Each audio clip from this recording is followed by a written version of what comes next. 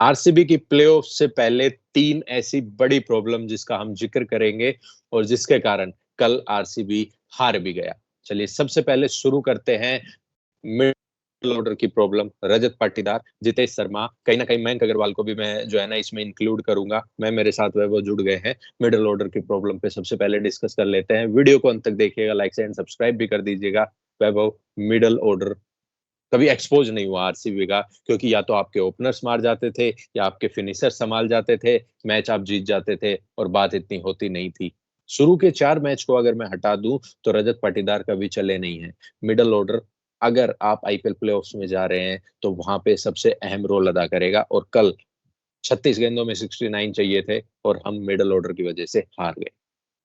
बिल्कुल हारे बहुत वजह से हैं जिस पे हम डिस्कस करेंगे, लेकिन मिडिल ऑर्डर का ना चलना एक बहुत बड़ी दिक्कत हुई है और इसको और भी ज्यादा डीपन कर दिया है देवदत्त पडिक्कल की इंजरी ने। क्योंकि कहीं ना कहीं वो एक ग्लू बनते थे मिडिल ऑर्डर और फिनिशर्स के बीच में, लेकिन जब वो इंजर्ड हो गए तो अब हमें मयंक अग्रवाल के साथ जाना पड़ रहा है। और जो भी उनकी तरफ से परफॉर्मेंस दिखा, उनके बैट के बीच में बॉल बढ़िया लग रही थी, गैप वो ढूंढ नहीं पा रहे थे और फिर गलत समय पे वो आउट भी हो गए। लेकिन जब बात आती है हमारे वेटरन्स की, जिसको आरसीबी पे बहुत ज्यादा भरोसा है, रजत पाटीदार और जितेश शर्मा, तो इन दोनों के अगर मैं नंबर्स देखूं तो इस सीजन जैसे आपने कहा शुरुआत बहुत अच्छी हुई थी जितेश की, क्योंकि वो 6 पे 12 कर रहे थे। फिर जीटी वाले मैच में भी उन्होंने अच्छी बल्लेबाजी करी थी, मुंबई वाले मैच में अच्छी बल्लेबाजी करी थी। रजत पाटीदार के तो 2 मैन ऑफ द मैच भी है। लेकिन मैं जब पिछले 6-7 मैचेस इन दोनों के देख रहा था तो दोनों के सारी इनिंग्स मिला के 25 रन से ज्यादा किसी एक इनिंग में नहीं है। तो ये बताता है कि आपके अगर मिडिल ऑर्डर में इतनी दिक्कत होगी तो आप आगे वाले मैचेस कैसे खेलेंगे। मतलब 6 से 7 इनिंग्स हो गई है आपकी जिसमें आपने एक भी इनिंग में 25 का आंकड़ा पार नहीं किया।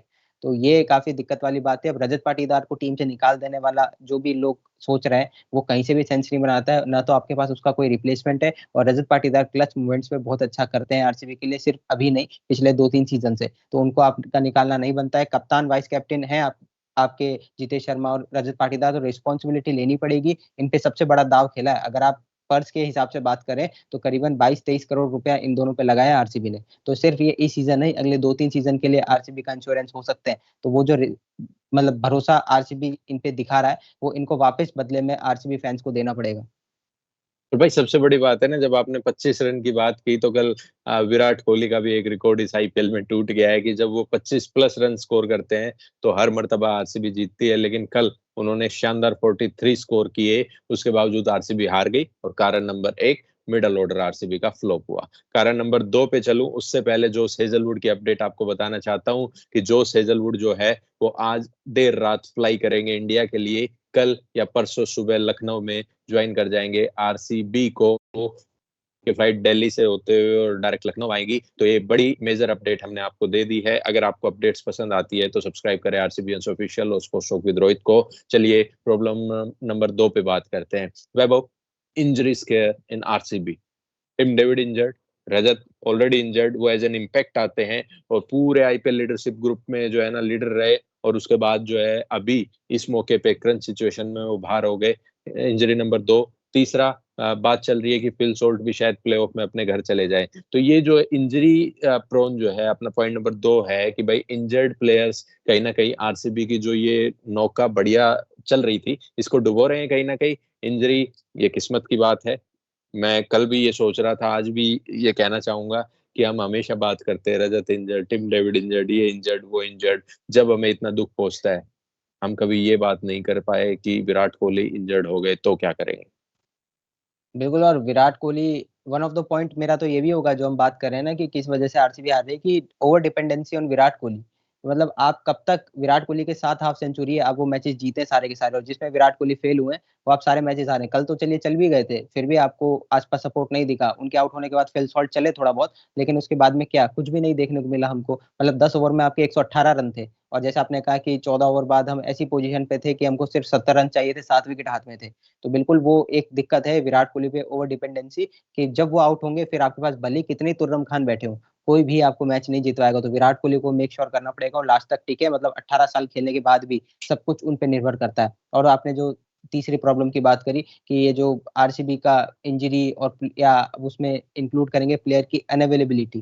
जिस तरीके से हेजलवुड अगर कल के मैच में होते तो शायद से कुछ अलग रिजल्ट हो सकता था। जेकब बेथेल जा रहे हैं, लुंगी एनगिडी जा रहे हैं, इनके रिप्लेसमेंट हमने हालांकि साइन तो कर लिए हैं, लेकिन आते ही कितना बढ़िया से वो टीम से जेल करेंगे और कितना जल्दी वो अप टू द मार्क हो जाएंगे आईपीएल जैसे स्टेज पे खेलने के लिए, इसमें मेरे को अभी भी डाउट है। तो हो सकता है क्या पता अगले मैच में आपको लाइम लिविंगस्टन देखने को मिल जाए। बाकी अगर करंट इंजरीज की बात करें तो टिम डेविड आपने कहा कि उनको अभी हैमस्ट्रिंग में दिक्कत बताई जा रही है। कल ओवर्स के बीच में जब बैटिंग कर रहे थे फिल सॉल्ट, तो उन्होंने भी ट्रीटमेंट लिए थे लगातार, तो वो भी एक दिक्कत आरसीबी क्या पता एज अ प्रिकॉशन अगले मैच में फिल सॉल्ट को नहीं खिलाए और प्लेऑफ के अंदर जैसा आप बता रहे कि हो सकता है उनको पर्सनल रीजन की वजह से छोड़ना भी पड़ जाए आईपीएल। और हेजलवुड आएंगे कितने मैच फिट हैं वो देखने वाली बात होगी। तो इंजरीज, प्लेयर अवेलेबिलिटी, ये इशू तो है। और जैसे पहले पॉइंट पे हमने बात भी करी थी कि देवदत्त की इंजरी ऐसे टाइम पर आ गई जहां पे शायद से हम उतना बढ़िया रिप्लेसमेंट या उन्होंने जो अपनी टीम में जगह बना ली थी उसको रिप्लेस करने वाला आदमी आपको नहीं मिलेगा। तो ये दिक्कत हो रही है आरसीबी के साथ में, लेकिन ऐसा आप एक्सक्यूज की तरह यूज नहीं कर सकते कि अगर आपके 6 ओवर में आपको 70 रन चाहिए, बार बार घूम फिरा के बात वहीं आ जाती है। बॉलर्स ने किया काम खराब कर दिया, कबाड़ा कर दिया था उन्होंने, लेकिन जब आप एक ऐसी पोजीशन पे आ गए थे वहां से हारना, फिर आप ये कहें कि हमारे क्योंकि प्लेयर्स इंजर्ड थे इसलिए हम नहीं कर पाए। टिम डेविड अगर आपके खेल भी जाते अच्छी तरीके से, आप 42 43 रन से हारे हो, ये कहीं से भी एक्सक्यूज नहीं है कि आपकी प्लेयर इंजरी या अनअवेलेबिलिटी को लेके आपकी प्लेयर्स या आपकी टीम हारी है। तो मतलब ये एक्सक्यूज होगा मेरी तरफ से। तो बाकी ठीक है, आप अच्छा खेल रहे हैं, गलत समय पे हार नहीं आई है, आप अभी प्लेऑफ खेलेंगे, तो ये सब चीजें दूसरी तरफ है, लेकिन कल का मैच आपको जीतना चाहिए था। एक और अगर वैभव मैं बात करूं, एक और कंसर्न है आरसीबी का। आपने कहा कि भाई चलो गेंदबाजी में काम खराब हुआ है, एक दो बार नहीं, काफी बार गेंदबाजी में काम खराब हुआ है। एक्सीलेंट बल्लेबाजी रही है, इसकी वजह से बच गए। एक सबसे बड़ा अहम पहलू, आप देखो भाई, जीटी है, ठीक है, जीटी की गेंदबाजी, प्रसिद्ध कृष्णा जो है वो पर्पल कैप लेके बैठे हैं। अपनी में हेजलवुड नहीं है, चलो इस वजह से हम लड़खड़ा रहे हैं, लेकिन अगर कंपेरेटिवली बात करें, सुरेश शर्मा उतना खास नहीं कर पा रहे, 12 मैचों में सिर्फ 5 विकेट। वहीं Bhuvneshwar Kumar, too good, but wickets चाहिए। देखो, टू गुड करते जो है ना, 13 मैच निकल गए हैं, एक मुकाबला बचा है और फिर प्लेऑफ्स बचे हैं, विकेट्स चाहिए। यश दयाल सुमड़ी में गुमड़ी निकल जाते हैं, विकेट भी ले जाते हैं, ऐसी बात नहीं है, लेकिन कोई ना कोई जो लीडर बोर्ड है, पर्पल कैप लीडर बोर्ड है, उसमें हेजलवुड का साथ जरूर दे। बॉलिंग यूनिट एकजुटता से गेंदबाजी करे, कहीं ना कहीं ये भी मुझे एक कमी लग रही है। और प्रीमियम फास्ट बॉलर की महत्व क्या होता है टीम के अंदर, वो कल पता चल गया ना हमें। जैसे ही टीम को जरूरत थी, कौन उनकी तरफ से खड़ा हुआ, सनराइजर्स की तरफ से पैट कमिंस। भाई मतलब वर्ल्ड क्लास क्वालिटी दिख जाती है प्लेयर की, जो चैंपियन क्वालिटी होती है वो दिख जाती है। पैट कमिंस ने कल विकेट लिए, तो साथ में क्या हुआ, ईशान मलिंगा भी आके 2 3 विकेट ले गया। तो इस तरीके से टीम वर्क करती है। यश दयाल जिस दिन पिटाते उस दिन बहुत ही बुरा पिटाते, लेकिन जिस दिन मैच उनको जीतना पड़ता है, खासतौर से सीएसके के खिलाफ, दोनों आप मैच उठा के देख लीजिए कि क्रूशियल मोमेंट्स पे यश दयाल ने बहुत बढ़िया किया है। भुवनेश्वर कुमार, मेरी उम्मीदें बहुत ज्यादा है उनसे, और मैं चाह रहा था कि वो पर्पल कैप की लिस्ट में कहीं ना कहीं आपको नजर आए टॉप 5 टॉप 10 में, लेकिन ऐसा इस सीजन नहीं हो पा रहा है। कृणाल पांड्या ठीक है, अब उनसे जो उम्मीद हम करते हैं वो परफॉर्म करके दे रहे हैं, हालांकि मेरी उम्मीद से ज्यादा उन्होंने विकेट्स लिए हैं कई बार। सुयश शर्मा लर्निंग कर्व पे है अपने, काफी यंग है, लेकिन आरसीबी जैसे लेवल पे आप हर बार सेम मिस्टेक नहीं कर सकते कि ओवर में आपको 2 से 3 उनकी एक लूज बॉल दिखी जाएगी जिसपे बैट्समैन कम से कम 2 बार उसका फायदा उठा के और बाउंड्री के बाहर लगाता है। तो जहां पे आप पूरा ओवर प्रेशर बना के रखेंगे, 2 3 बॉल आप लूज डालेंगे और आपकी पिटाई हो जाएगी। तो सुयश शर्मा को बहुत ज्यादा इंप्रूवमेंट की जरूरत है, और आरसीबी के पास ऐसा कोई रिप्लेसमेंट भी नहीं बैठा बेंच के ऊपर कि जिसको हम कहें ठीक है सुयश, तेरे पे प्रेशर है बहुत ज्यादा प्लेइंग 11 के अंदर, अगर तू नहीं अच्छा करेगा तो इसको खिला लेंगे। मोहित राठी, अब उनसे क्या हम उम्मीद कर सकते हैं, आईपीएल में उनको इतना एक्सपीरियंस है भी नहीं खेलने का। तो इसलिए सुयश शर्मा हमारी इस समय बेस्ट बैट है।